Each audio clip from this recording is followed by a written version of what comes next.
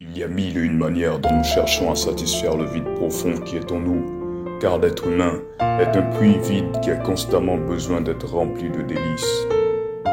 Quel est le délice véritable, profond et agréable qui peut satisfaire nos âmes malades? C'est Jésus le Christ, la parole de Dieu manifestée en chair. Sa parole est une épée qui donne la vie et qui fait mourir. Elle donne la vie aux morts et elle fait mourir les passions de nos chairs qui nous éloignent de la vie.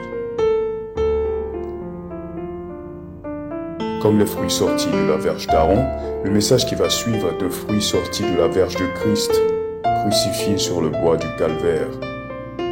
Attentifs soyons, et que toute la gloire soit à Jésus-Christ par le sang duquel nous échappons à l'enfer.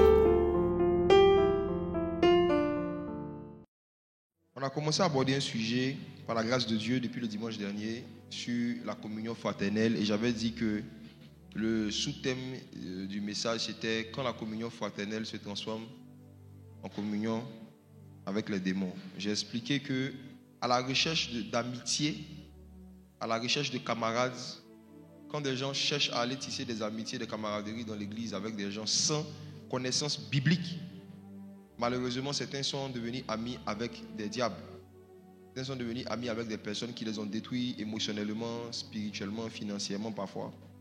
Et c'est notre rôle en tant que berger de mettre le troupeau, les brebis du Seigneur en garde contre les loups déguisés en brebis, contre les faux frères qui viennent pour égorger, dérober et détruire. Donc, il faut bien comprendre le concept de la communion fraternelle et les critères sur lesquels on doit se baser pour décider de tisser une amitié ou une proximité régulière avec quelqu'un dans une église. On a commencé à lire Actes chapitre 2, versets 41-42. Je vais vous inviter à reprendre vos Bibles. Actes chapitre 2, versets 41-42, on va lire ça. Actes chapitre 2, verset 41. Ceux qui acceptèrent sa parole furent baptisés, et en ce jour-là, le nombre des disciples s'augmenta d'environ 3000 âmes. Ils persévéraient dans l'enseignement des apôtres, dans la communion fraternelle, dans la fraction du pain et dans les prières. Ici, on nous parle des premiers disciples de Jésus, des premiers croyants. Et la Bible nous cite clairement les choses dans lesquelles ils persévéraient. Et quand on lit Actes 2, 42, la Bible a cité quatre choses dans lesquelles les premiers disciples persévéraient. La Bible dit qu'ils persévéraient dans l'enseignement des apôtres, dans la communion fraternelle, dans la fraction du pain et dans les prières.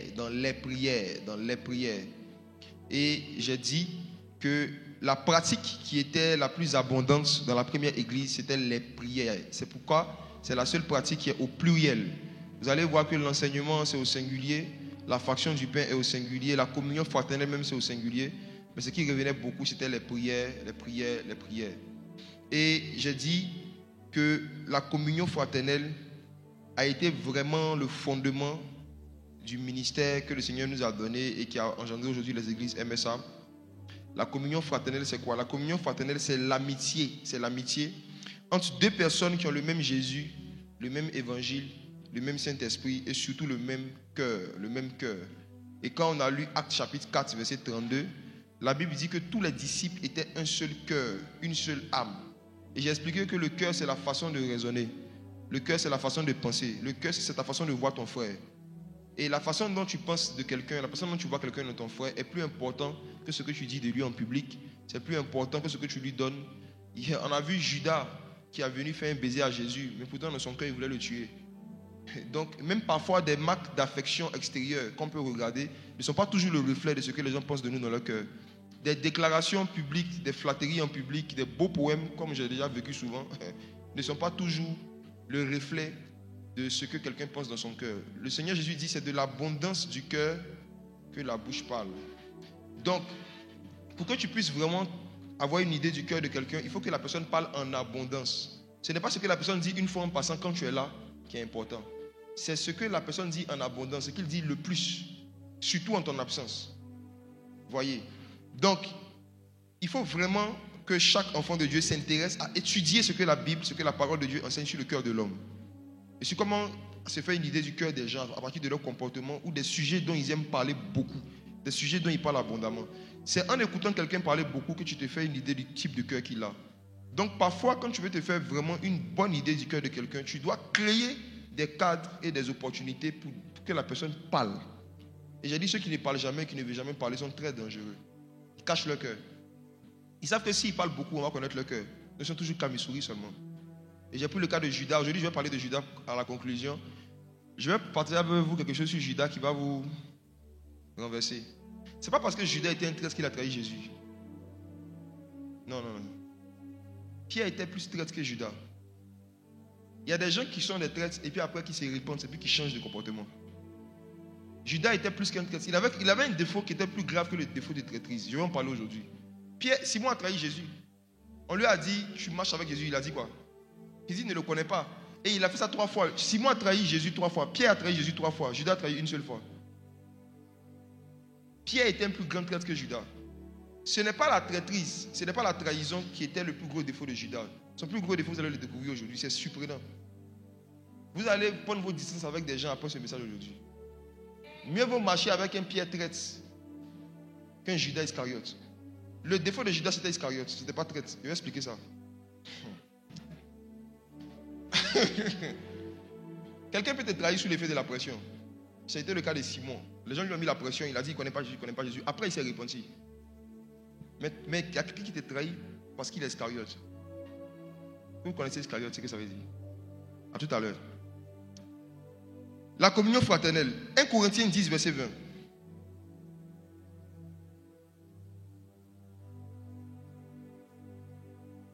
« 1 Corinthiens chapitre 10, le verset 20. Je dis que ce qu'on sacrifie, on le sacrifie à des démons et non à Dieu. Or, je ne veux pas que vous soyez en communion avec les démons. » L'apôtre Paul parle ici à des chrétiens et il dit aux chrétiens que je ne veux pas que vous soyez en communion avec des démons. S'il le dit, ça veut dire qu'on peut avoir le Saint-Esprit et être en communion avec des démons. On peut être en Christ et à la recherche de communion fraternelle, rentrer en communion avec des démons. Jean 6, verset 70. Le mot démon dans la Bible désigne 2 catégories de personnes. Parfois des esprits qui se sont rebellés contre Dieu, qui sont dans les corps des gens, qui influencent les gens, qu'on chasse tout le temps. Ça, c'est les démons que vous connaissez. Maintenant, le mot démon désigne une autre catégorie de personnes qui ne sont pas des esprits, mais des personnes physiques. Jean 6, verset 70. Jésus leur répondit, « N'est-ce pas moi qui vous ai choisis, vous les 12, et l'un de vous est un démon? N'est-ce pas moi qui vous ai choisis, vous les 12, et l'un de vous est un démon? » Il y avait 12 apôtres, et parmi les 12 apôtres, il y avait 11 apôtres et un démon. Un démon apôtre, un démon apostolique. Si parmi les 12 de Jésus, il y avait un démon, et parmi nos 12 d'aujourd'hui, Jésus a un principe, je l'ai dit et je le répète, dans chaque communauté que Jésus fonde, il choisit toujours 11 disciples et un démon. Toujours. Chaque 12 disciples, il y a un démon. La venue de 12 nouveaux membres, c'est la venue de 12 nouveaux chrétiens et un nouveau démon. Maintenant, c'est qui parmi eux, on ne sait pas. Il y a des éléments dans la parole de Dieu qui peuvent vous aider à les repérer et à les discerner à partir de certains caractères qui vont manifester en dehors des cultes. De certains comportements qui vont manifester dans vos maisons quand ils vont venir vous voir. De certaines attitudes qu'ils vont avoir quand ils vont vous appeler au téléphone, quand ils vont vous écrire sur WhatsApp. C'est pour vous donner du discernement, pour que vous veillez sur vos vies et sur vos cœurs, que je vous donne ces informations. Et j'ai expliqué la dernière fois que dans Nombre chapitre 11, verset 4, la Bible dit que lorsque Moïse sortait d'Égypte, il y a un groupe de personnes qui avaient suivi les Hébreux et la Bible les appelle dans Nombre chapitre 11, verset 4, comment? Le ramassis des Égyptiens. C'est-à-dire c'est des gens qui n'étaient pas hébreux, donc ils n'étaient pas appelés et concernés par le fait de sortir d'Égypte, mais ils se sont ramassés. Ils ont suivi les enfants de Dieu alors qu'ils savaient qu'ils n'étaient pas des enfants de Dieu. Et la Bible dit que c'est eux en fait qui ont monté les Hébreux contre le pasteur Moïse. C'est eux qui ont commencé à critiquer Moïse auprès des Hébreux et les Hébreux ont commencé à attaquer Moïse. Ils ont commencé à être remplis de convoitises, à demander des choses qu'ils ne demandaient pas jusqu'à ce que des malheurs commencent à arriver. Mais c'est venu d'un groupe de personnes. Dans Nombre 11, verset 4, la Bible a appelé le ramassis. Donc dans la communion fraternelle, il y a les frères, il y a les soeurs, puis il y a les ramassis. Et les ramassis, quand ils commencent à vous attaquer, il faut les ramasser. Il y a des activités quand quelqu'un commence, il ramasse le en même temps. Si il est de Dieu, il va se ressaisir. Vous savez, malgré que Jésus a dit, n'est-ce pas moi qui vous ai choisi, parmi vous, l'un est un démon. Nous savons aujourd'hui, parce que nous avons la Bible, qu'il s'agissait de Judas. Mais au temps de Jésus, quand Jésus parlait, tout le monde pensait qu'il s'agissait de Pierre. Vous savez pourquoi? Parce qu'un jour, Jésus a regardé Pierre et il a dit devant tout le monde, arrière de moi, Satan. Jésus a dit à Pierre un jour, arrière de moi, Satan. Si tu étais là, tu allais te dire quoi? Ah, c'est de lui il parlait. Tu allais te dire, ah, donc c'était Simon. Oh, c'était pas Simon. C'était pas lui. Hein. Le vrai démon même là, Jésus ne lui avait jamais fait de reproche. Lui, on ne peut pas lui faire de reproche parce qu'il ne fait jamais rien de mal. Judas ne fait rien de mal, il sourit. Pierre faisait des erreurs en public parce qu'il était vrai. Il était vrai. Il ne cachait pas sa personnalité. Tel qu'il était à la maison, c'est comme ça qu'il était devant les disciples. Il faisait des gaffes à la maison, des gaffes à l'église. Donc tout le monde voit ses gaffes. Mais le frère Judas, calme, toujours fourré, souriant, ne faisant de mal à personne. Il finit le culte, il salue, il rentre chez lui. Mais c'était le plus mauvais. Donc c'est pour vous dire que ce n'est pas parce qu'un Simon a commis une erreur, il était réprimandé en public, que ça veut dire que c'est une mauvaise personne aussi. Jésus a regardé Pierre, il dit, arrière de moi Satan, car tes pensées ne sont pas celles de Dieu, celles des hommes. Jésus est en train de le ramasser, comme on dit chez nous en Côte d'Ivoire. Il le réprimandait, parce que Pierre avait commencé à être influencé par le démon qui était derrière Judas. Pierre aussi voulait rentrer dans cette affaire, de venir voir le maître, et puis de lui imposer ce qu'il doit faire en utilisant Dieu m'a dit. Pierre a commencé par, à Dieu ne plaise, tu n'iras pas à la croix. Il a dit, le Saint-Esprit m'a dit, je vais parler de ça tout à l'heure. Les gens qui ont l'esprit de Jézabel, il a parlé de Jézabel. Ils vous impressionnent avec le Saint-Esprit m'a dit, Dieu m'a dit, Dieu m'a dit. Ils utilisent abusivement l'expression Dieu m'a dit. Dieu m'a dit pour tout et pour rien. C'est pour vous contrôler, pour vous imposer leurs opinions. Pierre voulait faire le coup à Jésus. Il le prend de côté, il dit à Dieu ne plaise. Il dit, tu vois, tout à l'heure je disais, je vais aller à la croix. Le Fils de l'homme doit mourir, mais j'entends une voix, je sens que tu ne dois pas aller à la croix. L'Esprit me dit, le Saint-Esprit me dit que je ne dois pas aller à la croix. Jésus a regardé Pierre, il a regardé derrière Pierre, puis il dit, arrière de moi Satan, il a discerné. Derrière les dieux m'a dit souvent c'est Satan, qui veut vous imposer quelque chose dans votre vie privée. Vous dictez la personne avec qui vous devez vous marier. Dans la communion fraternelle, sachez ceci. La présence de Jésus attire toujours la présence de Judas Iscariote. La présence de David attire toujours la présence d'Absalom. La présence d'Esther, en son temps, a attiré la présence d'un homme qui s'appelle Aman, qui était venu pour tuer les Juifs. L'apôtre Pierre, lorsqu'il a commencé son ministère, a eu affaire à deux personnes qu'on appelait Ananias et Saphira. La présence de Pierre attire toujours la présence d'Ananias et Saphira, qui étaient des voleurs et des malhonnêtes. Il y a eu aussi l'apôtre Paul qui a eu son expérience avec un certain Alexandre le forgeron.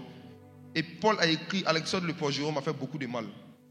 Donc il n'y a pas quelqu'un parmi nous qui, dans toute sa marche chrétienne, n'aura pas affaire à Jean 6, verset 70. N'est-ce pas moi qui vous ai choisi parmi vous est un démon. Voici. Dans Proverbe 9, le Seigneur dit que la sagesse a bâti sa maison et elle a taillé ses 7 colonnes. Les 7 colonnes, c'est l'image des 7 esprits de Dieu dont on parle dans l'Apocalypse. En fait, c'est 7 manifestations du Saint-Esprit que Dieu utilise pour bâtir des chrétiens, pour former des chrétiens, former des disciples. Et quand le diable veut déstabiliser, détruire la communion fraternelle, détruire une église, lui aussi, il envoie 7 démons. Je vous disais que les chiffres qui sont donnés dans la Bible ne sont pas anodins. Vous allez voir que la Bible parle d'une Marie de Magdala qui marchait avec Jésus. Mais la Bible précise Marie de Magdala de qui a été chassée comme un des démons, 7 démons. Cela veut dire que même les démons utilisent certains chiffres et ils se mettent en groupe par chiffre en fonction des attaques qu'ils veulent faire. Donc quand on nous parle de 7 démons, c'est pour attaquer les manifestations des 7 esprits de Dieu. Mais par la grâce de Dieu, Marie de Magdala a été délivrée. Et c'est comme ça que ce message est en train de délivrer certains disciples de Jésus innocents. On est en train de chasser 7 démons de certains frères. Depuis le dimanche dernier, beaucoup de langues se sont déliées. Pourtant, il n'a rien dit. J'ai parlé d'Absalom seulement. Juste Absalom, les choses qui sont sorties pour ne pas imaginer. Des personnes ont confessé qu'ils avaient eu des conversations avec certains prophètes, ils leur ont donné des informations. Et après, les prophètes en question sont venus jouer aux prophètes devant les gens. Et on m'a montré les preuves. Certains ont fait ça ici. Quand nous prêchons un message, quand tu viens dans une église et puis tu vois quelqu'un, tu vois que le pasteur est en train d'insister sur un sujet, ce n'est pas parce que ça ne te concerne pas que ça ne concerne personne. Ce n'est pas parce que le sujet dont on est en train de te parler ne te concerne pas que ça ne concerne personne. Deuxièmement, ce n'est pas parce que ça ne te concerne pas aujourd'hui que ça ne va pas te concerner un jour. Il y a des messages qui ont une valeur prophétique. Aujourd'hui, peut-être que personne ne fait ça. Mais tu vas voir dans 2 mois, dans 6 mois, quelqu'un va commencer à faire ça. C'est l'enseignement qui va nous rappeler que ça là, le pasteur nous avait dit que si quelqu'un commence comme ça, il faut le ramasser.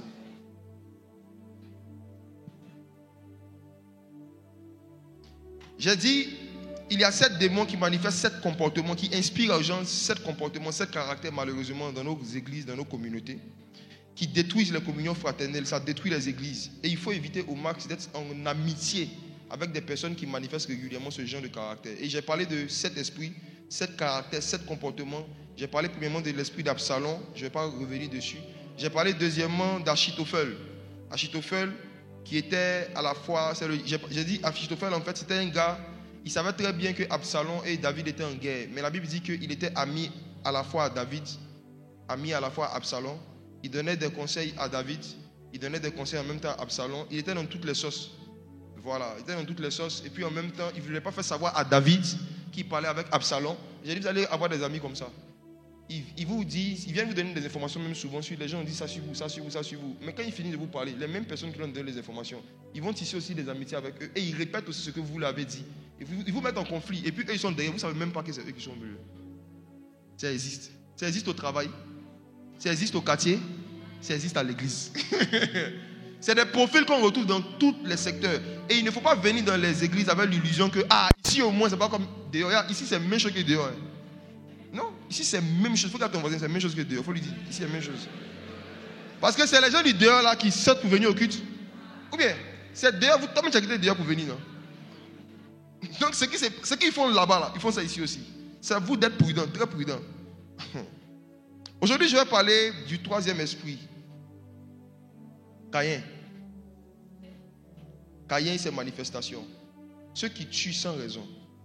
Ceux qui tuent par jalousie. L'esprit de jalousie. La jalousie dans la communion fraternelle. La jalousie dans la communion fraternelle. Pourquoi elle, son mari est grand, pour moi il est court. Genèse 4, verset 4. Allons-y.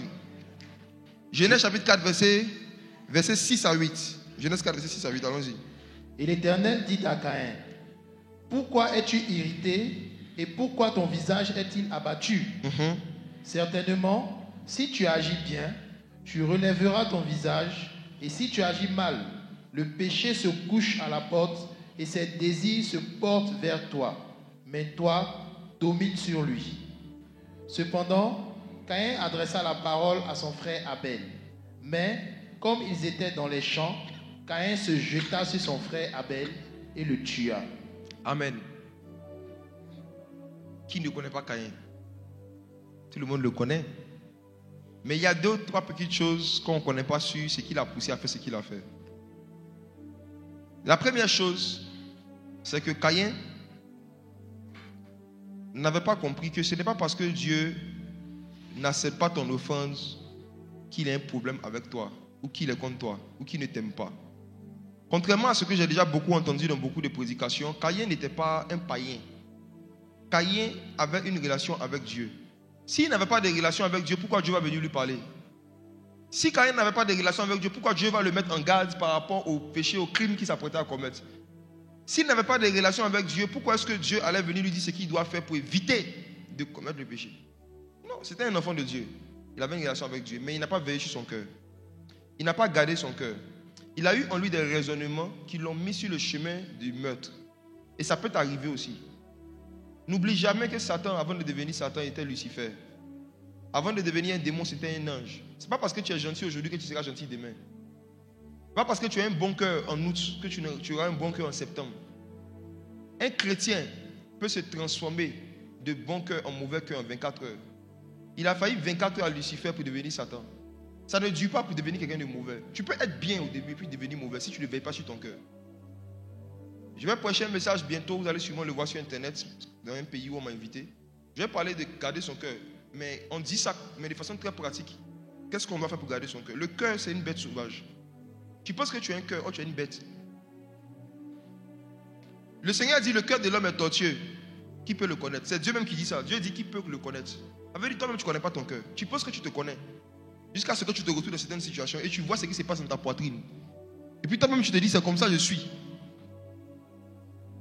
Le cœur est une bête sauvage qu'il faut apprivoiser.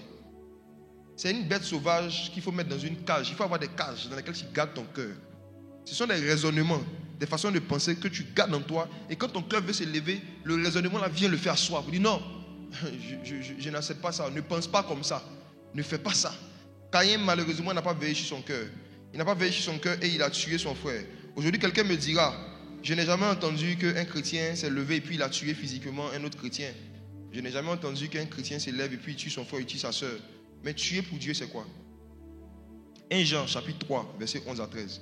À quel moment tu sais que tu as tué? Beaucoup d'entre vous, vous allez vous rendre compte ce matin que vous avez déjà tué plus de fois que vous ne le pensez. Certains même vous avez tué en série. 1 Jean, chapitre 3, versets 11 à 13. Car ce qui vous a été annoncé et ce que vous avez entendu dès le commencement, c'est que nous devons nous aimer les uns les autres et ne pas ressembler à Caïn qui était du malin et qui tua son frère. Et pourquoi le tua-t-il? Parce que ses œuvres étaient mauvaises et que celles de son frère étaient justes. Nous allons revenir tout à l'heure sur pourquoi le tua-t-il. Mais en attendant, allons regarder la définition de tuer. Jean dit ne soyez pas comme Caïn. Il parle aux chrétiens qui ont le Saint-Esprit. L'apôtre Jean parle aux chrétiens qui ont le Saint-Esprit. Il dit s'il vous plaît, ne soyez pas comme Caïn. Ça veut dire on peut se convertir, on peut naître de nouveau et puis devenir comme Caïn. Regardez Jérémie 18, verset 18. Jérémie chapitre 18, verset 18. Et ils ont dit, venez, complotons contre Jérémie, car la loi ne périra pas, faute de sacrificateurs, ni le conseil, faute de sages, ni la parole, faute de prophètes. Oui. Venez, tuons-le avec la langue. Voilà. Ne prenons pas garde à tous ces discours. Tuons-le avec la langue. Dis avec moi, tuons-le avec la langue. Tuons-le avec la langue. Tuons-le avec la langue. Tuons-le avec la langue. Dis à ton voisin, ta langue est un pistolet. Ta langue est un pistolet. Ta langue est une machette. Beaucoup d'entre vous, vous avez déjà tué vos frères avec la langue. Vous avez déjà tué vos soeurs avec la langue. Pourquoi? Par jalousie. Par jalousie. Quand vous regardez Jérémie 18, 18, ceux qui ont fait le complot contre lui, le complot existe. Un complot, c'est un groupe de personnes qui se mettent ensemble et puis qui disent qu'on va inventer des informations. Et puis on va répondre sur lui là. Et puis regardez ce qu'ils ont dit, relis le verset. Il dit, la loi ne périra pas. Faute de sacrificateurs. En d'autres termes là, si lui là, il n'est plus là, si son ministère n'existe plus, ce n'est pas pour autant que la loi ou les prédications vont s'arrêter. Si son ministère ne continue plus, l'église va continuer. Il dit le conseil faute de sages. Et puis la parole faute de prophètes. Jérémie était sacrificateur, il était sage et il prophétisait. Ils disent tuons-le. Si on le tue, tout ça ne va pas cesser. Dieu va susciter une autre personne. Pourquoi est-ce que des êtres humains peuvent en arriver là? Jusque dans la communion fraternelle. Ça commence par quoi? Un raisonnement. Lequel? Suivez bien. Voici la racine de la jalousie. Il y a la jalousie en toi. Ou il y a la semence de la jalousie en toi. Lorsque le bonheur d'un frère te rappelle ton malheur. J'énonce, après je vais expliquer. Il y a une semence de jalousie en toi lorsque le bonheur d'un frère ou d'une soeur te rappelle ton malheur. Ou lorsque le succès d'un frère ou d'une soeur dans un domaine te rappelle ton échec. Je prends un exemple. Supposons que tu pries pour le mariage. C'est ce qui arrive souvent. Hein. Tu aspires au mariage. Vous êtes dans un groupe d'amis. Vous êtes 3 soeurs célibataires, vous marchez ensemble. Toi, tu es la plus âgée. Et au fur et à mesure que les années passent, tes 2 autres soeurs se fiancent. Elles se marient. Et quand une vient t'annoncer qu'elle se marie, tu es content pour elle, mais tu es triste pour toi. Tu es jalouse.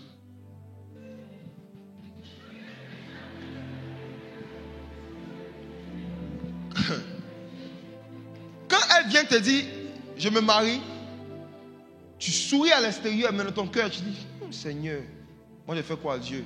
À quand ma victoire?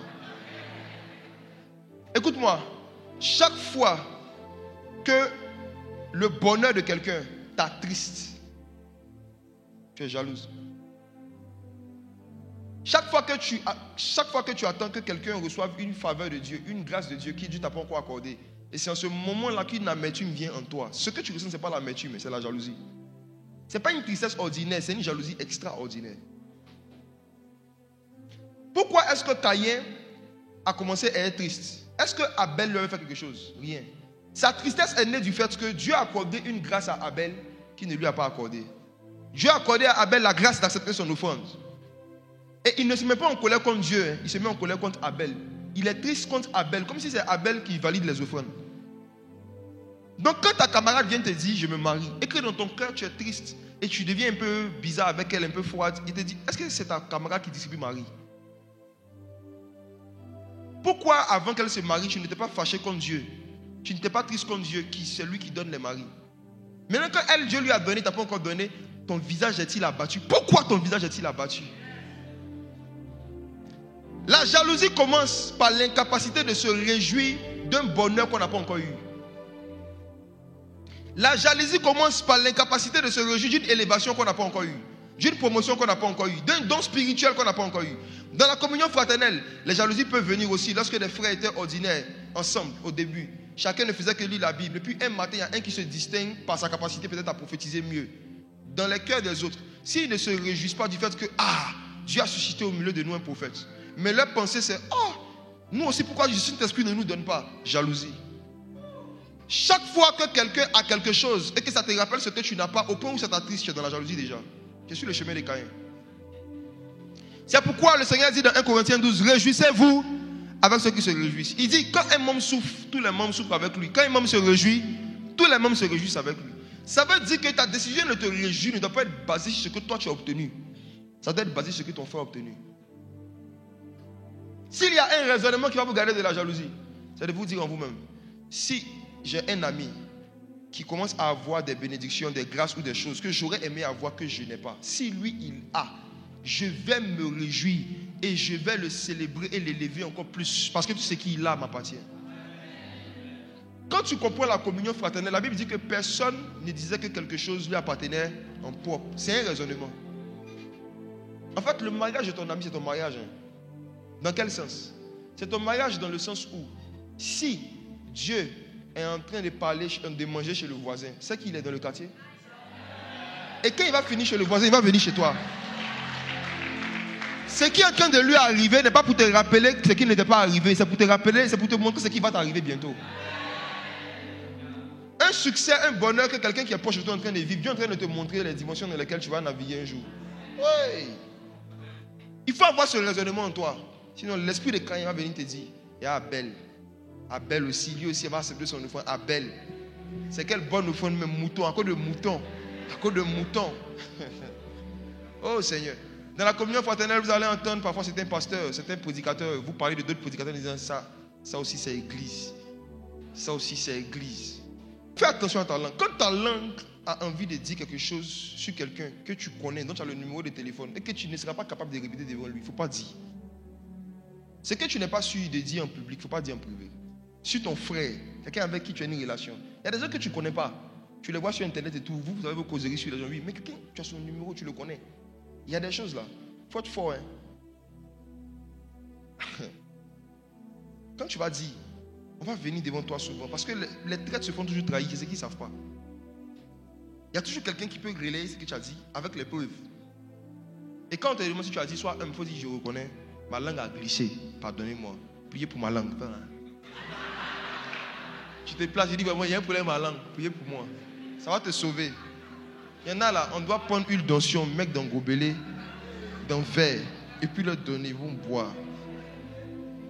Caïn était jaloux, il était en colère contre Abel, juste parce que Abel a reçu une faveur que Dieu ne lui a pas donnée. Je dis, chaque fois que le bonheur de quelqu'un t'attriste, te met en colère, ou tu ne peux pas t'empêcher de relever le défaut du bonheur en question. Avec dit, c'est vrai, Dieu lui a donné un mari, mais lui aussi, il est coudé. En fait, non, la jalousie est un esprit de révélation des défauts des gens. C'est un esprit de révélation, la jalousie. C'est un puissant esprit de révélation. C'est pour ça que ceux qui sont jaloux ne peuvent pas exercer la parole de connaissance. Parce qu'ils ont déjà une donne de révélation.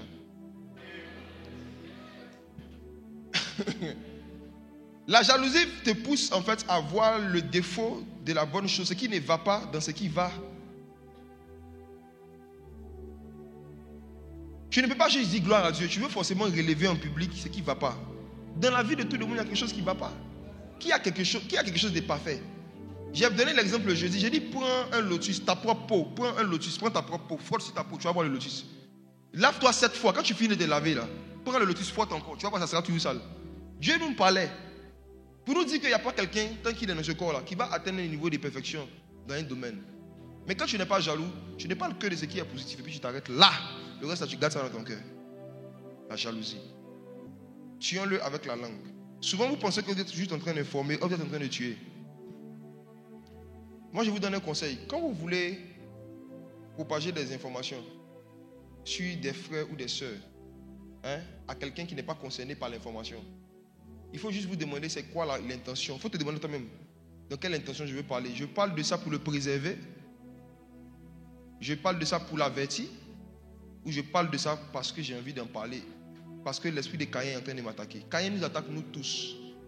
Caïn nous attaque nous tous. Même quand tu auras 20 ans de ministère, un jour il y a une voix qui va te dire il faut tuer un peu avec la langue, il faut tuer un peu. Vous savez, quand on veut tuer un animal, on le gorge, après on le braise. Cette expression ivoirienne de braiser les gens, c'est spirituel. Hein? Quand on dit si on est le braiser, on braise quelqu'un. C'est qu'on l'a tué. Cher braiseur, répondez-vous. Esprit numéro 4. Après Absalom, après Achitophel, après Caïn, il y a Géasi. Le frère Géasi. Est-ce que vous le connaissez? 2 Rois chapitre 5 verset 20. Il y a un démon qui s'appelle Géasi. C'est l'esprit de cupidité. La cupidité dans la communion fraternelle. 2 Rois chapitre 5 verset 20. Géasi, serviteur d'Élysée, homme de Dieu, se dit en lui-même, voici mon maître a ménagé Naaman, ce Syrien, en n'acceptant pas de sa main ce qu'il avait apporté. L'Éternel est vivant. Je vais courir après lui et j'en obtiendrai quelque chose. Allons-y. Et Géasi courut après Naaman. Naaman, le voyant courir après lui, descendit de son char pour aller à sa rencontre et dit, tout va-t-il bien? On va s'arrêter là d'abord. Mais Naaman lui demande, est-ce que tout va bien? Est-ce que tu es normal? La manière dont le gars courait là, sa façon de courir à cause de l'argent, il dit que Naaman, il dit tout va-t-il bien? Tu vas bien? Quelqu'un qui va bien court comme ça. Normalement, si quelqu'un court, c'est qu'il est en bonne santé. C'est qu'il a la force. Mais sa façon de courir montrait qu'il était malade. Géasi, c'est qui? C'est des gens qui courent derrière l'argent. Vous allez voir des gens qui poursuivent l'argent, qui courent derrière l'argent dans l'église. Et parfois, en général, à l'insu du pasteur. Il y a plusieurs modèles. Ça, c'est le pasteur Yannick Diati a fait un séminaire dessus. Il a cherché l'enseignement. Il a parlé de ça, le syndrome de Géasi. Il a enseigné dessus en détail. Je ne veux pas trop rentrer dedans. Je veux juste dire que on ne vient pas à l'église pour courir derrière l'argent. On vient courir derrière Jésus. On ne se convertit pas pour gagner beaucoup d'argent. On se convertit pour gagner beaucoup d'âmes, pour gagner Christ. Mais vous allez voir souvent dans des conversations avec certaines personnes qu'ils ont des ambitions financières qu'ils veulent atteindre, mais en passant par l'église, ou en utilisant l'église, ou en utilisant l'argent de l'église, les choses de l'église. Et en général, à l'insu du pasteur, il y a beaucoup de cas de figure. Il y a par exemple des plaignants dans certains départements, ceux qui sont influencés par l'esprit de Géasi. Dans vos causeries, ils vont vous dire, ici on ne paie même pas le transport des gens. En général, c'est dans les groupes musicaux là. Ici là, on ne paie même pas de transport. Moi, j'étais dans une autre église là-bas, on nous donnait 50 000. Ici, on ne paie pas de transport. Vous savez, quand quelqu'un est membre d'un département, il doit faire un service dans l'église. Et que, au lieu d'exprimer simplement son besoin d'aide financière aux responsables, il se plaint auprès de quelqu'un qui n'est pas le pasteur ni le responsable du groupe du fait qu'on ne paye pas son transport. C'est l'esprit de Géasi. Supposons qu'on doit payer le transport de tous ceux qui viennent servir dans le département. La question qu'il faut poser aux gens qui se plaignent souvent de ça, c'est leur demander, quand tu étais dans le monde, quand tu partais chercher Fabar, le diable payait ton transport. Regarde. Il faut les ramasser. Quand tu étais dans le monde et que tu avais des copines avec qui tu faisais la fornication c'est l'œuvre de qui? C'est l'œuvre de qui? Maintenant, est-ce que celui que tu servais là, il payait ton transport? Qui, quand il était dans le monde, voulait aller voir une go? Les frères, qui n'avaient pas le transport. Et puis le diable t'a parlé du fils. Il gère.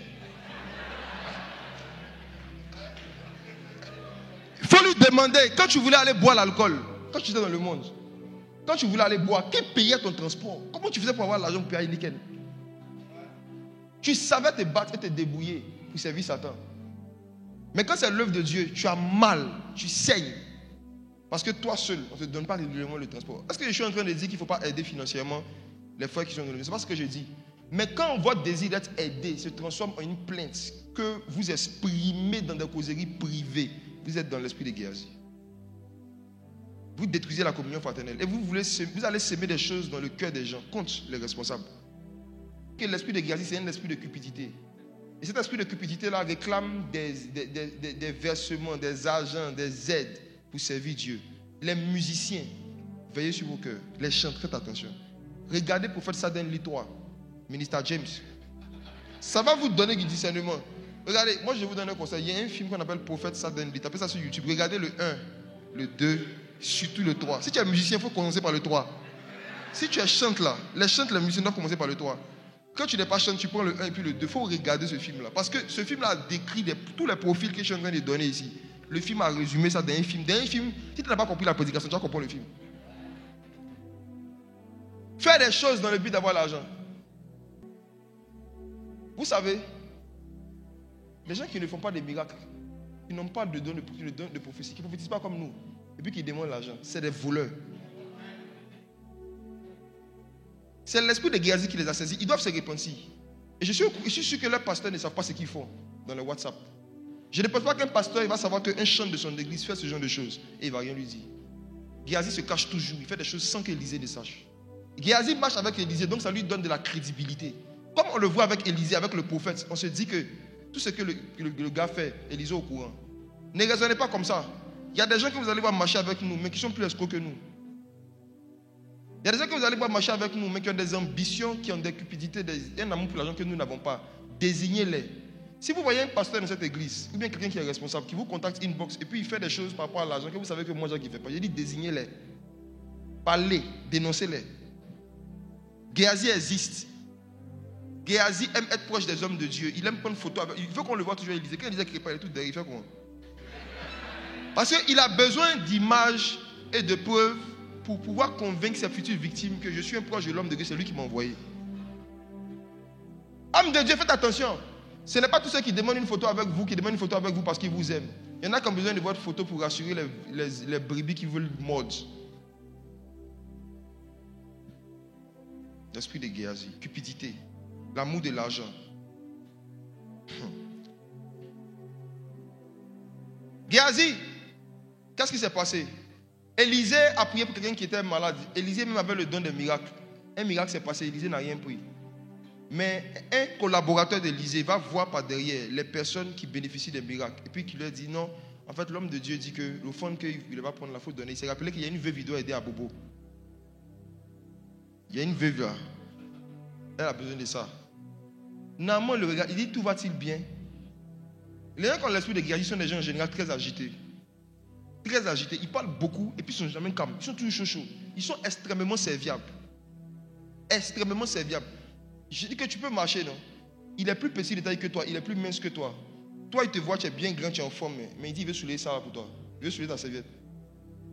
Géasi est agité. Et il vient vers Naaman et il se joue au gars disponible, serviable. Il dit l'homme de Dieu occupé, moi je suis disponible. Maintenant, ce que tu veux lui donner, donne-moi, je vais lui donner. Naaman dit tout va-t-il bien? Naaman lui a donné. Vous savez la vérité c'est quoi? Il y a un mystère très grave dans cette histoire. Est-ce que vous savez qu'avant de venir voir le prophète Élisée, Naaman était allé voir le roi de Syrie. Et c'est le roi de Syrie qui avait remis les objets à Naaman. Or, qui était le roi de Syrie? C'était un féticheur qui était en guerre avec le roi d'Israël. Lisez le chapitre précédent, vous allez voir. Le roi de Syrie était un mystique, un occultiste qui était en guerre avec le roi d'Israël. Donc quand il a su que Naaman partait voir son ennemi, il lui a donné un cadeau empoisonné. Les dons avec lesquels Naaman est venu là, étaient chargés mystiquement. C'est pourquoi Élisée n'a pas pris. Géasi ne savait pas. Lisons, attendez, lisons. Il y en a qui pensent qu'ils ont volé l'argent, ou ils ont volé des maladies. 2 Rois chapitre 5, verset 24. Arrivé à la colline, Géasi les prit de leurs mains et les déposa dans la maison. Voilà, c'est-à-dire qu'il n'informe pas son responsable sur les dons qu'il reçoit à travers les gens qu'il rencontre dans son ministère. Ça commence toujours. Tu rencontres quelqu'un à travers le ministère d'Élysée. La personne te donne quelque chose, tu n'informes pas Élysée. Tu t'en à la maison. C'est comme ça commence. Continuez. Vous pensez qu'on n'est pas au courant? Continuez. Et il renvoya ces gens qui partirent. Puis il alla se présenter à son maître. Élisée lui dit, d'où viens-tu, Géasi? Il répondit, ton serviteur n'est allé ni d'un côté ni d'un autre. Il était nulle part. Oui. Mais Élisée lui dit, mon esprit n'était pas absent lorsque cet homme a quitté son char pour venir à ta rencontre. Est-ce le temps de prendre de l'argent et de prendre des vêtements, puis des oliviers, des vignes, des brebis, des bœufs, des serviteurs et des servantes? Regarde, il a cité tout ce que le gars a pris. Même servante, il a pris. Il dit, mon esprit n'était pas absent. En d'autres termes, il ne faut pas penser qu'il ne sait pas. Hein. Pas parce qu'il ne parle pas que je ne sais pas. Je sais. Maintenant, il lui explique ce qui va lui arriver. La lèpre de Naaman s'attachera à toi et à ta postérité pour toujours. En fait, la lèpre de Naaman qui a quitté Naaman est allée dans les cadeaux. La lèpre était partie dans les cadeaux. Donc, en volant les cadeaux, il a volé la lèpre. Il y a des personnes ici, vous avez fait des détournements d'argent dans les entreprises. Regardez bien, c'est après ça que vous avez commencé à avoir certaines douleurs au niveau de votre dos. C'est après ça que vous avez commencé à avoir certaines maladies. C'est après certains vols que vous avez commencé à avoir certaines maladies. Regardez bien les périodes où la maladie a commencé. Coco là, ça a commencé le jour où tu as volé ta patronne. Regarde, souvent non, vous pensez que les vols, les malhonnêtetés, les objets que vous cachez dans les entreprises, les monnaies que vous ne déclarez pas, vous pensez que c'est sans incidence sur votre vie parce que vous ne connaissez pas le monde spirituel. Chaque vol, chaque objet que tu détiens illégalement, chaque argent que tu prends illégalement à l'insu de celui qui a le droit légal de donner la permission de prendre, c'est une porte que tu ouvres à une maladie. C'est une porte que tu ouvres à une maladie. Faites attention à cela. Faites attention à la cupidité. Veillez sur votre cœur. Travaillez à faire tout sans attendre qu'on vous paye, sans attendre qu'on vous donne de l'argent. Comment tu peux faire pour garder ton cœur? Il faut te rappeler comment tu as commencé. Quand tu as commencé, qui te donnait de l'eau? Dans tes débuts, je disais toujours à Israël, souviens-toi d'où je t'ai tiré. Souviens-toi d'où je t'ai tiré. Quand tu prêchais à 13 villes, là, c'est toi-même qui payes ton eau. Toi-même tu payes ton eau, toi-même tu bois, toi-même tu payes, toi-même tu vas à la maison. Il faut continuer quoi. Le fait de te rappeler comment Dieu a commencé avec toi, d'où Dieu t'a tiré. Les ambitions que tu n'avais pas au début, les attentes même, il y a des attentes que tu n'avais pas au début vis-à-vis des gens que tu parlais. Reviens à ton premier amour. Avant tu venais à l'église, toi-même tu suppliais les gens de te donner une tâche pour servir Dieu. Toi tu savais un jour que tu n'allais pas poste dans un département. Aujourd'hui tu as poste, maintenant tu demandes transport. Souviens-toi d'où Dieu t'a tiré. Est-ce que toi, avec la vie que tu menais, toi tu méritais de même de servir Dieu? C'est une grâce que Dieu te fait de le servir. Ce n'est pas toi qui nous fais la faveur de servir Dieu. Faire un service dans une église, ce n'est pas un service au pasteur ou aux gens de l'église. C'est une faveur que toi-même Dieu t'accorde parce que tu n'es même pas digne d'être ici. On te paye par rapport à quoi? L'esprit de Géasi. Esprit numéro 5. Démas. L'esprit de Démas. Les chrétiens mondains qui tirent les nouveaux convertis dans le monde. 2 Timothée 4, verset 10. 2 Timothée chapitre 4, verset 10. 2 Timothée chapitre 4, verset 10. Oui. Car Démas m'a abandonné par amour pour le siècle présent et il est parti pour Thessalonique. Crescent est allé en Galatie, Tite en Dalmatie. Démas m'a abandonné pourquoi? Par amour pour le siècle présent. 1 Jean 2, verset 15. 1 Jean chapitre 2, le verset 15. N'aimez point le monde, ni les choses qui sont dans le monde.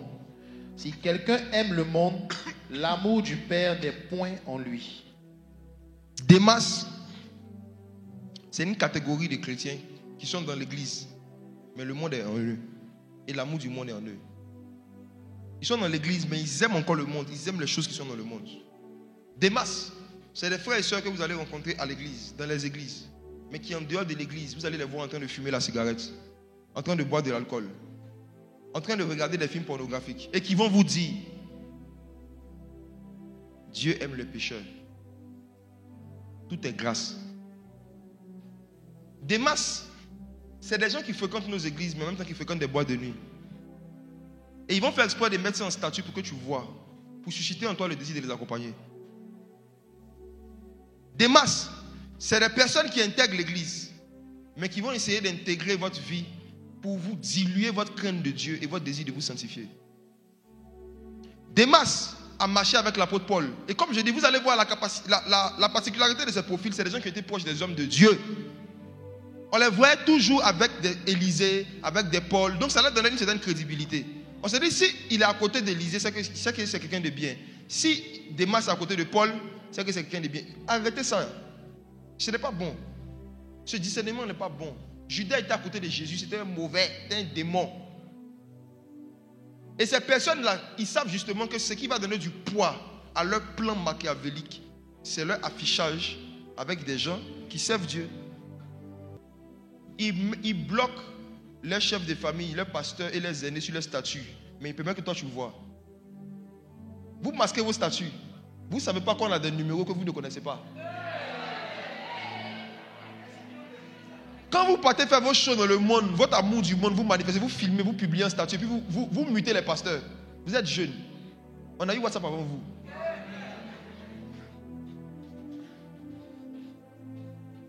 N'aimez pas le monde, ni les choses qui sont dans le monde. Si quelqu'un aime le monde, l'amour de Dieu n'est pas en lui. Et si l'amour de Dieu n'est pas en lui, pas de communion fraternelle avec lui. On se voit à l'église, on se salue, on s'arrête là. Cette vidéo, il est en train de fumer cigare là. Qui fume? Le jour où il va finir de fumer, il va devenir ami. En attendant, ne fermez pas vos yeux sur un amour du monde manifeste qu'un chrétien a pour aller être ami avec lui. Faites attention. 1 Corinthiens 15, verset 33, la Bible dit les mauvaises compagnies corrompent les bonnes mœurs. Ne pensez pas que vous êtes trop fort pour rester en compagnie des gens qui aiment le monde sans que votre amour du monde ne se réveille. Mes frères, il faut prendre un bois sec, il faut le mettre à côté d'un bois qui est en feu. Le bois sec va s'allumer aussi. Il y a des désirs, il y a des envies que tu n'avais plus. Mais tu vas commencer à marcher avec certains démasses, des chrétiens et des soeurs et des frères qui aiment le monde, qui parlent de leur truc dans le monde. Ça va te donner envie, ça va réveiller en toi. Ça va ressusciter le vieil homme. Il y a des causeries là, quand tu finis de faire avec certains chrétiens qui aiment le monde. Quand tu arrives à la maison, tu sens que le vieil homme a enlevé les clous. Le vieil homme est crucifié, normalement il est crucifié. Mais après certaines causeries, tu sens que le vieil homme a enlevé les pointes qu'il avait sur sa main. Il est en train de descendre de la croix un peu. À qui c'est déjà arrivé? Après certaines causeries, des idées que tu n'avais plus, des pensées que tu n'avais plus, ça revient. Des masses. Quand tu identifies des masses, prends tes distances. Des masses va toujours t'abandonner. Il a abandonné l'apôtre Paul. Je me dis peut-être que l'apôtre Paul l'a pris en se disant que je vais l'aider à changer. Il va changer un peu. On dit fiou. Il a pris sa route pour Thessalonique. Esprit 6, la Jézabel d'Apocalypse. C'est là que ça va devenir sucré. La Jézabel, je précise d'où? D'Apocalypse. On nous parle d'une Jézabel dans l'ancienne alliance. Elle avait une manifestation qui n'a rien à voir avec la Jézabel de la nouvelle alliance. Et comme ce n'est pas elle qui est le thème principal, je dois juste parler comme ça en passant. Je vais parler juste de la Jézabel d'Apocalypse très rapidement. Apocalypse 2, verset 20. Apocalypse chapitre 2, le verset.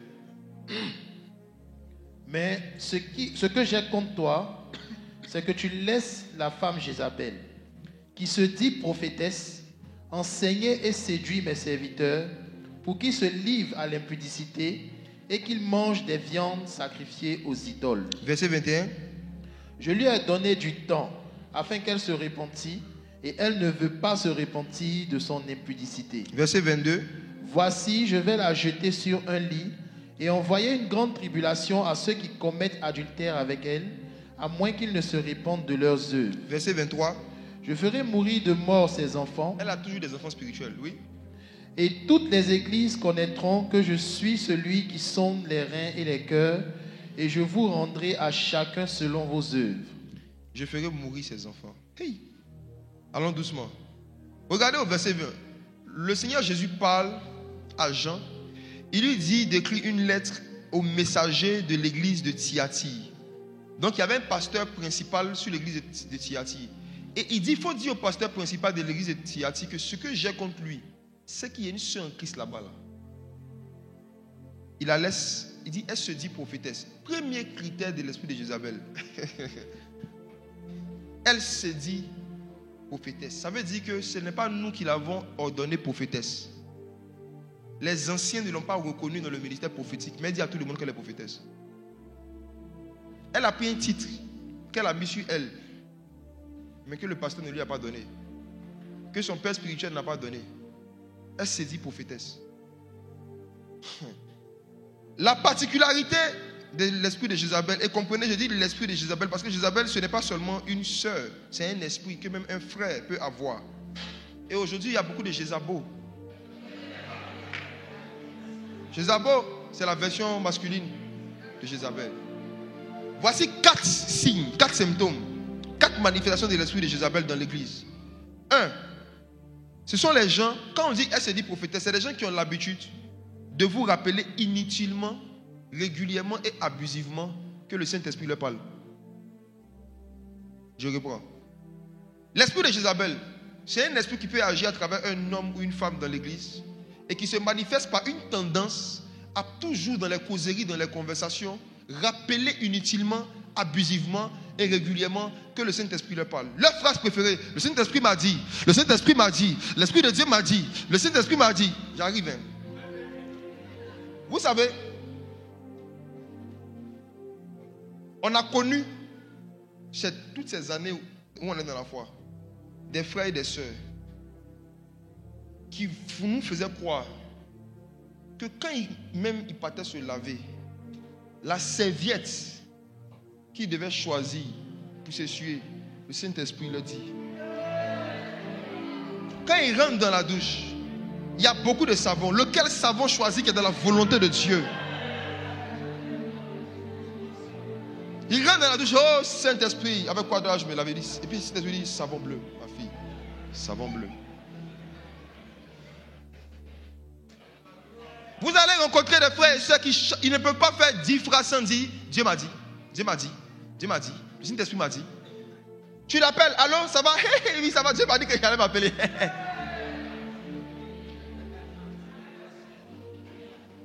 Actuellement, tu as des soucis, non? Oui, Dieu m'a dit ça. Qui n'a pas de soucis ici? C'est des gens qui utilisent abusivement la phrase, le Saint-Esprit m'a dit. Le Saint-Esprit m'a dit. On dit, elle se dit prophétesse. Elle se dit. Ce n'est pas Dieu qui lui dit, c'est elle-même qui se dit. Mais elle dit que c'est Dieu. J'ai connu, vous allez connaître des gens comme ça. Leur but c'est quoi? C'est de vous impressionner, de vous donner l'impression qu'ils entendent plus la voix de Dieu que vous. Donc troisièmement, tous les conseils qu'ils vont vous donner, ou tout ce qu'ils vont vous dire de faire, vous devez faire parce que c'est le Saint-Esprit qui a dit. Manipulation prophétique. Manipulation prophétique. Vous les jeunes, qui lorsque vous vous réunissez pour partager vos exhortations, au lieu de dire simplement j'ai médité telle chose, tu commences par le Saint-Esprit m'a enseigné que vous êtes en danger. Quand tu veux partager la parole après une méditation et que tu commences par le Saint-Esprit m'a enseigné quelque chose, quand tu commences, c'est-à-dire que tout ce que tu as dit, il ne faut pas qu'il y ait erreur dedans. Hein. Tout ce que tu vas dire, tout doit être vrai du début à la fin. Parce que si jamais, dans ce que tu vas commencer à dire, il y a des imperfections ou il y a des erreurs, c'est le Saint-Esprit qui a menti. Dans des causeries simples, même pas dans la prière, l'Esprit, Saint-Esprit, l'Esprit, c'est Jézabel qui vous fatigue, ce n'est pas Dieu qui vous parle.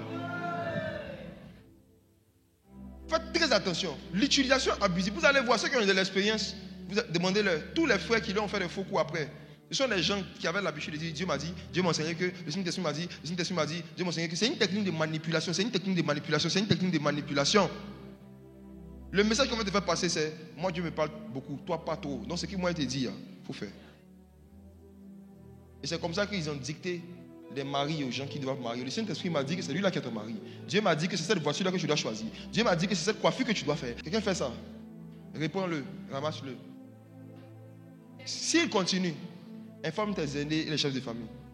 Signale le point des aînés et des chefs de famille. Tu dis, aîné, il y a le Saint-Esprit lui parle. Aîné, lui là, le Saint-Esprit lui a dit, pour tout et pour rien, j'ai vu un ange. J'ai vu un ange. J'ai vu un ange. J'ai vu un ange. Il y en a même, on est assis comme ça, on est en train de causer. Combien de fois on a souffert, mon frère, on a souffert.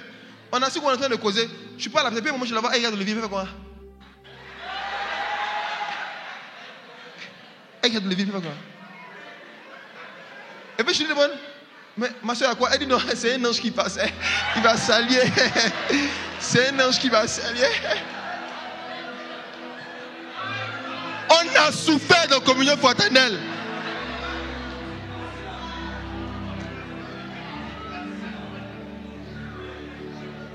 Il veut vous foutre des complexes d'infériorité. Vous allez dire, est-ce que moi-même j'ai une relation avec Dieu? Au lieu que ça t'encourage dans la foi, ça décourage ta foi. En fait, le message que dans la causerie simple, on dit, on est venu souvent, on est venu manger à locaux par exemple. On est venu pour manger à locaux. Officiel à locaux.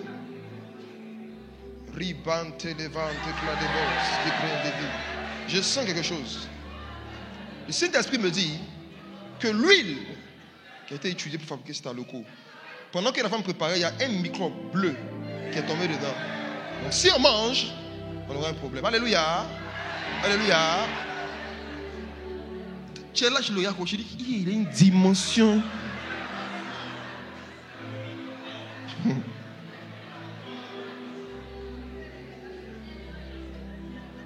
Elle s'est dit prophétesse. Elle exagère. Dieu lui parle pour tout et pour rien. On ne peut pas avoir une conversation humaine, intelligente, sans Saint-Esprit. Faites attention à ce genre de personnes dans la communion fraternelle. Réprimandez-les. S'ils continuent, prenez vos distances. Surtout par rapport aux Écritures. Moi, jusqu'à aujourd'hui, je dis, j'ai médité sur. C'est comme ça qu'il dit, j'ai médité sur telle chose. Il y a un sujet, je vais parler à vous. Ce qu'il a dit, est-ce qu'il a dit, m'a dit. Si demain, il voit que ce qu'il a dit là, il y a des imperfections, il peut venir reprendre, corriger. Quand vous devez parler, dites, j'ai médité sur un sujet. J'ai fait une étude biblique sur ça. Voici ce que j'ai compris, voici ce que j'ai vu. Ça s'arrête là. Amen. L'utilisation abusive. Dieu m'a dit, Dieu m'a dit, Dieu m'a dit, Dieu m'a dit, Dieu m'a dit, Dieu m'a dit. C'est un signe d'une influence de l'esprit de Jézabel. Deuxième signe. Les gens qui ont l'habitude de vous prophétiser sur les choix de vos vies privées et qui se mettent en colère quand vous ne faites pas ce qu'ils vous ordonnent de faire selon les prophéties qu'ils vous ont données. Vous allez rencontrer dans la communion fraternelle des personnes qui vont venir vous donner des prophéties sur votre vie privée. Votre mariage, vos enfants, vos études, votre travail. Et si vous ne faites pas ce qu'ils ont dit de faire, comme la prophétie le dit, vous allez voir qu'ils vont vous bouder. Ou bien ils vont se mettre en colère. C'est l'esprit de Jézabel. C'est l'esprit de Jézabel. C'est l'esprit de Jézabel. Si tu es dans cette église, que quelqu'un t'a approché en privé, lui donner des prophéties sur des choses qui touchent à ta vie privée, mariage, travail, enfant, ta vie professionnelle, pour influencer les choix que tu devais faire, te dire les choix que tu devais faire.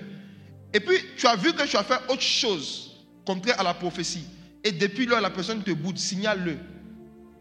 À ton chef de famille, ton aîné, signale-le. Signale-le, va voir un truc, signale-le. Il y a des gens qui ont approché des sœurs mariées pour leur dire, Dieu me dit que celui-là, ce n'est pas ton mari, il faut divorcer. C'est ce que tu n'as jamais vu. Il y a des gens qui ont approché des frères pour dire que la filière que tu es en train de faire, la filière que tu es en train de faire, ainsi parle l'Éternel. Ce n'est pas ta bonne filière. La personne n'a qu'à témoigner. Dieu dit que je devais être footballeur. Et l'ingénieur va laisser la quatrième année, il va aller à Mimov Sifcom. Beaucoup de gens ont été désorientés par des prophéties bidons, par des fausses prophéties. Même par rapport au choix du conjoint, beaucoup de gens ont été désorientés.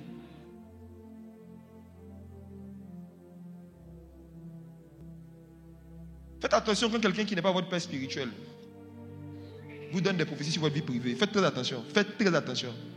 Moi, il n'y a aucun pasteur qui n'est pas mon père spirituel qui va me donner une prophétie sur la façon dont je dois gérer l'église, je dois faire l'église. Et puis je vais prendre ça comme ça, commencer à faire, sans examiner. Tout conseil que quelqu'un va me donner qui est contraire à ce que mon père spirituel m'a dit de faire, je sais que ça ne vient pas de Dieu. Parce que Dieu est un Dieu d'ordre. Ça ne peut pas venir de Dieu. Tout conseil que quelqu'un va venir me donner qui est contraire aux enseignements que pasteur Yannick m'a donné sur l'église, je ne vais pas écouter. Même si la personne parle avec une grosse voix et en bas blanche, avec un boubou blanc, je ne vais pas écouter. Je ne vais pas écouter. Je ne vais pas écouter parce que Dieu est un Dieu d'ordre. S'il a fait une bergerie Et que moi, en tant que brebis, il m'a mis dans la bergerie, il m'a donné un berger. Si j'ai besoin d'herbe, il ne va pas aller prendre un berger au Mali, il va me donner herbe. Dieu est un Dieu d'ordre.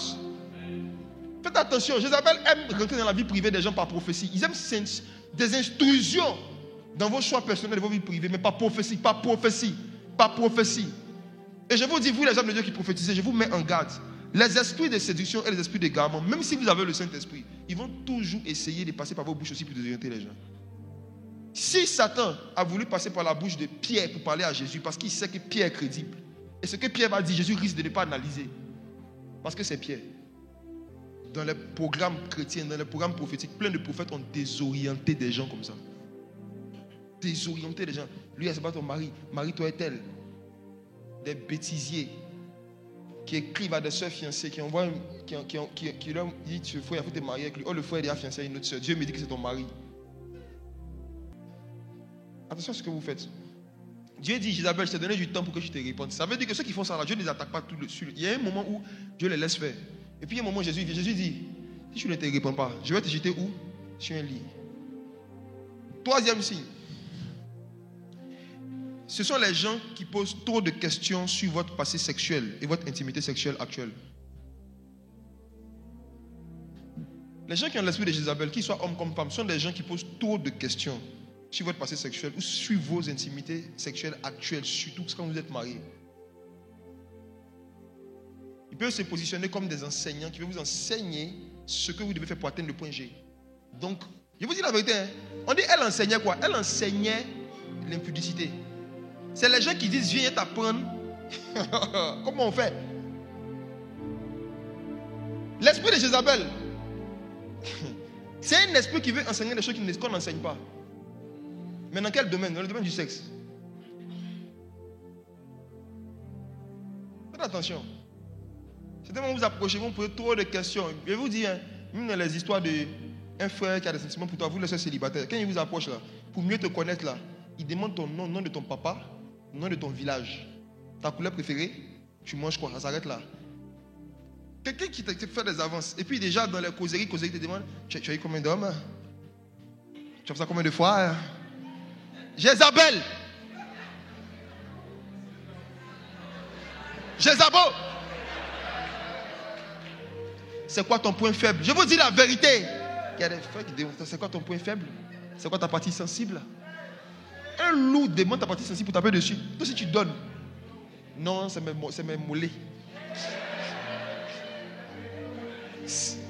Homme comme femme, quand quelqu'un commence à te poser trop de questions sur ton passé sexuel ou bien ta vie sexuelle actuelle, tes faiblesses sexuelles, regarde, c'est Jézabel.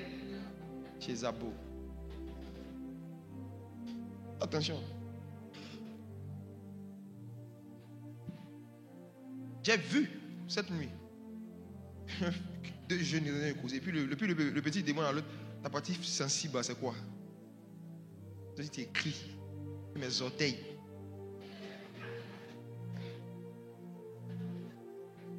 Dernière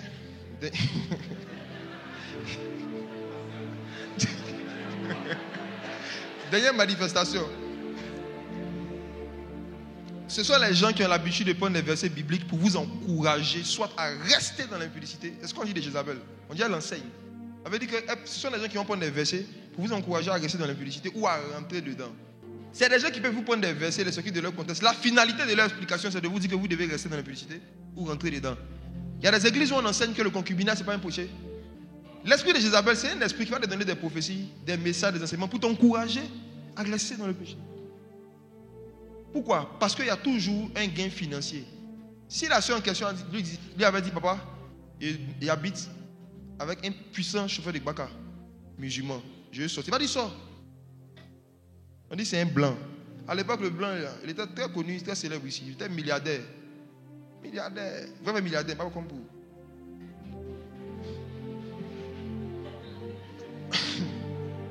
Faites attention. Le Saint-Esprit est saint. Tout enseignement, tout conseil qu'il va te donner, c'est pour t'encourager à la sainteté. Même si tu es dans une situation bizarre, si tu as un frère ou une soeur qui t'aime, il ne va jamais prendre des versets bibliques. S'il a l'Esprit de Dieu, il ne va pas prendre la Bible pour te dire de ne pas te repentir et puis de continuer. Amen. Dieu a permis qu'on soit dans la communion fraternelle pour s'entraider, pas pour s'enterrer. Pour s'entraider. Tu vois ton frère dans quelque chose, tu le prends, tu dis pas, ah mon frère, ça, à la mort de tes frères, regardez, ah merci mon frère, vraiment merci, choc. On a ensemble, on continue la route.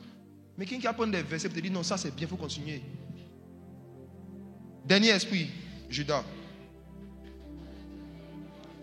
Luc 22, verset 3. Ça ne sera pas long pour Judas, puis on va prier. Luc 22, verset 3. Or, le 7, oui. Luc 22, le verset 3. Or, Satan entra dans Judas, nommé Iscariote, qui était du nombre des 12. Non, relis le verset. Satan nomma.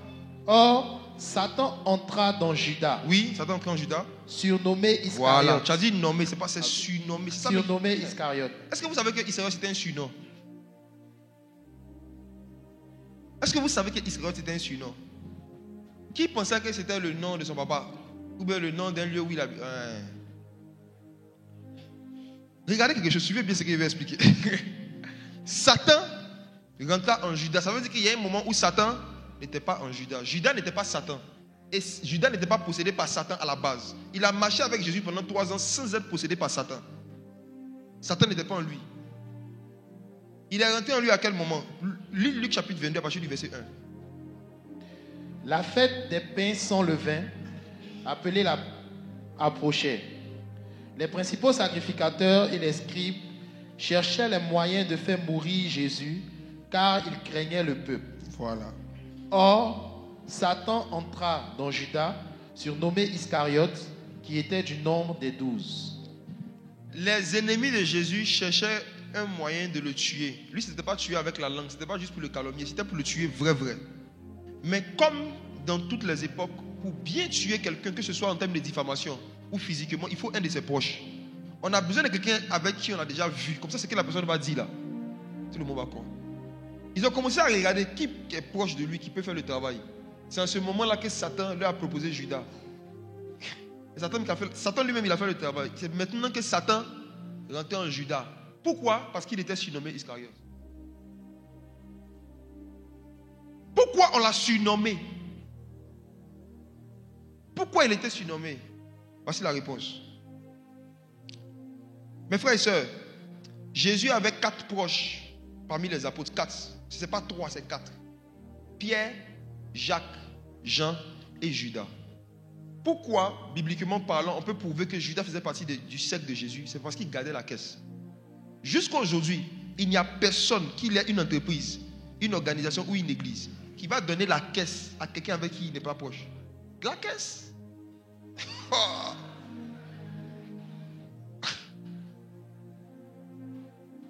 La caisse.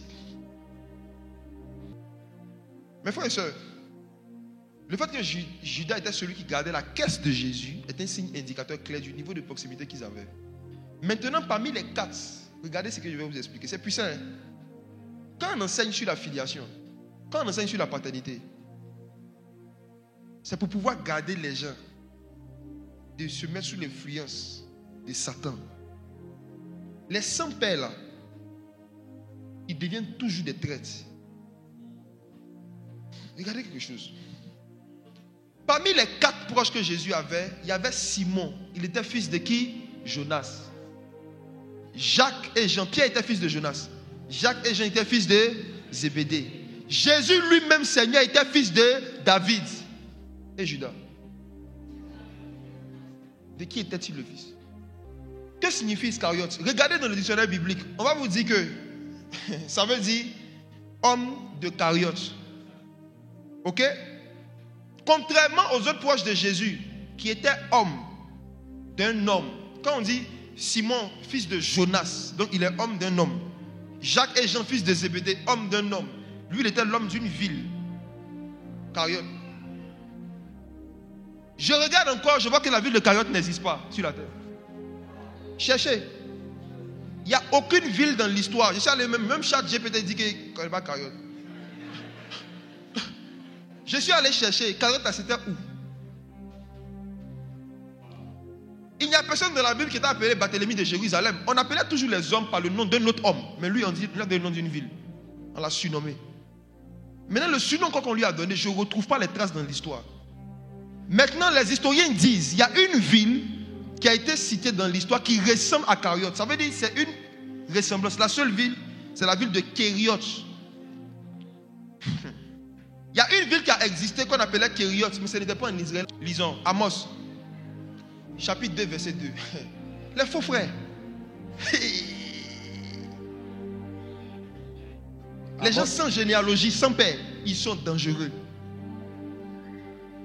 Amos 2, verset 2.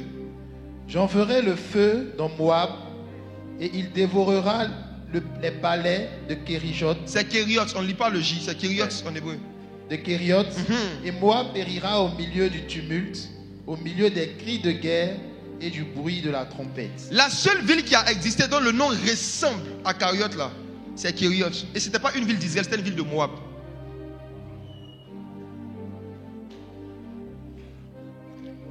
Judas est l'image des convertis qui même parfois font le ministère, mais dont on ne connaît pas le Père. Qui n'ont pas un Père clair, qui n'ont pas un parcours, on ne connaît pas les églises où ils sont passés.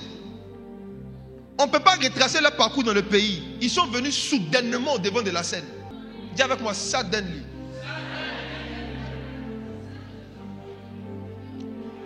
Et le seul qui n'avait pas de père clair, qui n'avait pas une origine claire, on ne connaît pas clairement.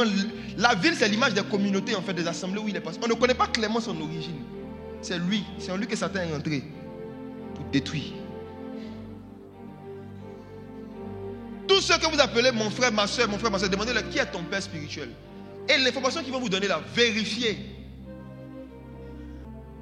Iscariote, c'est tous ceux qui n'ont pas de père clair. On ne connaît pas les églises claires où ils ont été avant de venir au milieu de nous. Iscariote. Un jour, Satan va rentrer en eux pour nous tuer. La particularité de tous ceux et celles qui se sont transformés en diable au milieu de nous et qui ont essayé de faire des dégâts, eux tous, ils sont des Iscariotes. C'est des gens qui ne connaissent pas clairement leur père. Ils n'ont pas de. Eux tous, les gars, réfléchissez, vous allez voir. Ils n'ont pas de père spirituel. Et ce qu'ils disent des églises où ils sont passés, c'est que les pasteurs sont mauvais, les pasteurs sont mauvais, c'est vous qui êtes gentils. Maintenant qu'ils finissent de vous allumer, ils continuent encore une église. Eux aussi sont mauvais, c'est vous qui êtes gentils. Iscariote. Si tu as reçu Jésus, que tu n'as pas encore reçu un père, tu n'es pas encore protégé de l'esprit de Judas. Jésus était fils de David. Jésus même que tu as reçu là, il était fils de l'homme. C'est comme ça qu'on l'appelait. Le fils de l'homme. Toi, tu es fils de quel homme? Tous ceux et celles qui ne sont que fils de Dieu sont des anges. Parce que c'est les anges qu'on appelle fils de Dieu. Et les anges qui viennent à l'église sont des futurs démons. Je réponds ma phrase, je termine avec ça. J'ai dit, tous ceux qui viennent à l'église et qui ne sont que fils de Dieu sont des anges. Parce qu'au ciel, c'est seulement les anges qu'on appelle les fils de Dieu. Mais les fils de Dieu, quand ils venaient sur la terre, ils faisaient 24 heures. Toi, ça fait des années que tu es là, tu es toujours fils de Dieu. Satan va rentrer en toi bientôt. Satan rentre facilement dans tous ceux et celles qui ne sont pas rentrés dans une filiation avec un père. Parce qu'il y a des vertus que tu n'as pas. La loyauté, la soumission. Est-ce qu'on peut prier? Je vous donne ces éléments pour que vous discerniez avec qui vous allez faire la communion fraternelle. Le reste, c'est entre vos mains. Moi, je me suis séparé de tous les pasteurs, tous les amis prédicateurs, prophètes qui sont Iscariotes, qui n'ont pas de père clair, qui n'ont pas d'origine claire. Je ne connais pas leur parcours. On ne sait pas comment ils sont rentrés dans le ministère. Qui sont les pasteurs, les anciens? Même l'apôtre Paul, malgré que Jésus lui a apparu, pour ne pas devenir Iscariote, il est allé s'asseoir à l'église d'Antioche. Ce sont les anciens d'Antioche, les pasteurs d'Antioche, qui ont dit, on va mettre Paul et Barnabas à part. L'œuvre à laquelle Dieu les a appelés. Ce n'est pas Paul qui s'est mis à part. Ce sont les anciens qui l'ont mis à part. Même juste prendre un titre pour le mettre sur toi, qui n'a pas encore été reconnu par des anciens, même par tes pères, c'est déjà la rébellion. Pour le moment, ici, évangéliste Jacques Amessan, jusqu'à ce que mon père spirituel dise autre chose en public. Peu importe les fruits que je vais manifester, évangéliste Jacques Amessan. Je me garde de l'esprit d'Iscariote. Ce monsieur n'avait pas d'origine. C'était le seul. C'est pourquoi Satan, c'est lui seul qui pouvait rentrer. Ce n'est pas parce qu'il était un traître, c'est parce qu'il n'avait pas de père. La filiation est une protection contre les esprits de rébellion, contre les esprits d'égarement. La filiation est une protection. L'affiliation te rappelle toujours que tu dois toujours rattacher ton succès, tes œuvres à quelqu'un qui n'est pas toi. Ça te garde dans l'humilité. L'affiliation t'enchaîne à te dépouiller de tes exploits pour honorer quelqu'un d'autre et donner l'honneur à quelqu'un d'autre là. Ça te garde de l'humilité. Prie le Seigneur ce matin. Dis au Seigneur de te donner des frères et des sœurs en qui n'agissent pas sept démons. Dis au Seigneur de te donner des frères et des sœurs qui ont un cœur pur, qui ont le même cœur que toi. Et si toi-même tu t'es reconnu dans l'une des choses qu'on a décrites, crie à Dieu. Réponds-toi et dis Seigneur, je veux être un disciple authentique. Si tu sais que tu as encore l'amour du monde, la Bible dit que si quelqu'un a l'amour du monde, l'amour de Dieu n'est pas en lui. Prie à Dieu, dis Seigneur, je veux changer. Je veux être un disciple authentique. Je veux avoir une vraie communion fraternelle. Une communion fraternelle qui va produire une croissance spirituelle. Pas une communion fraternelle qui va me ramener dans le monde.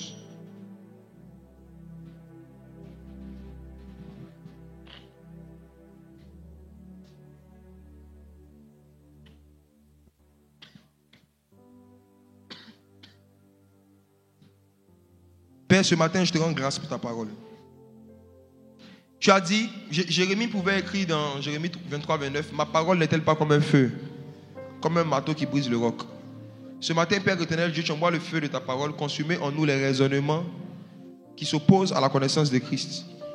Je prie que tu crées une communion fraternelle pure, sincère entre nous, entre ceux et celles qui sont sincères dans l'engagement de renoncer à eux-mêmes, de porter leur croix et de te suivre. Garde-nous des faux frères, garde-nous des faux circoncis. Garde-nous, Père éternel, Dieu de la mondanité. Garde-nous, Père éternel, Dieu de toute personne que l'ennemi veut envoyer vers nous pour détruire nos intimités, pour détruire nos vies privées. Garde-nous, Saint-Esprit de Dieu. Donne-nous plus de discernement et d'éclairage. Garde-nous. Apprends-nous à identifier les gens sincères, les gens qui aiment d'un amour pur, d'un amour désintéressé. Apprends-nous à ne pas rejeter ceux qui font des erreurs, mais qui sont sincères. Les Simons qui doivent devenir Pierre. Dans la communion fraternelle, il y a aussi des Simons qui font des erreurs, mais qui ne sont pas des mauvaises personnes, qui sont juste influencés par Satan. Apprends-nous à pouvoir discerner Satan derrière Simon et dire arrière de moi Satan, mais à garder Simon jusqu'à ce qu'il devienne Pierre, jusqu'à ce qu'il soit affermi. Père, merci pour ta grâce. Merci pour ces instants. C'est au nom de Jésus que j'ai prié. Amen, amen, amen, amen, amen, amen. Asseyez-vous.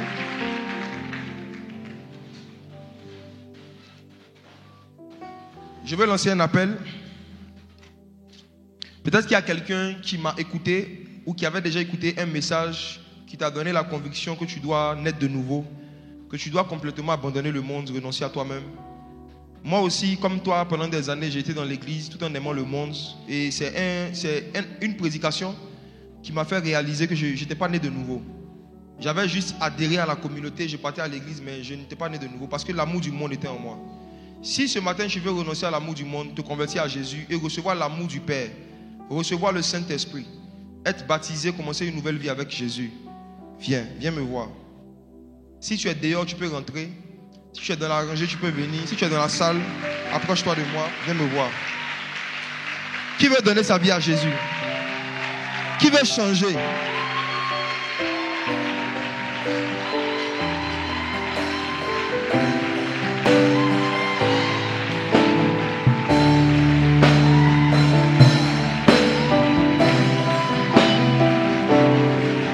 Si tu veux donner ta vie à Jésus, viens.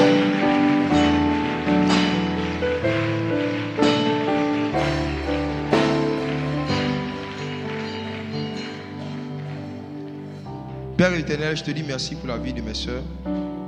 Merci pour la vie de ces âmes que tu sauves encore ce matin. Je prie que tu fasses d'elles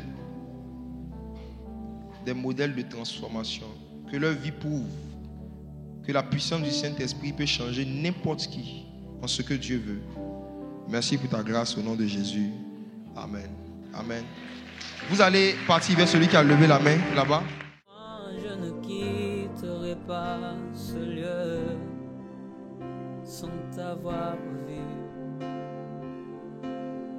Moïse t'a vu, Moïse t'a vu, Moïse t'a vu.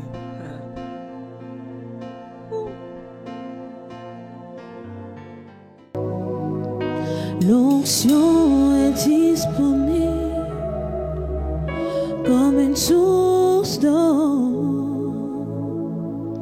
qui coule ne s'arrête pas, qui coule ne s'arrête jamais. L'onction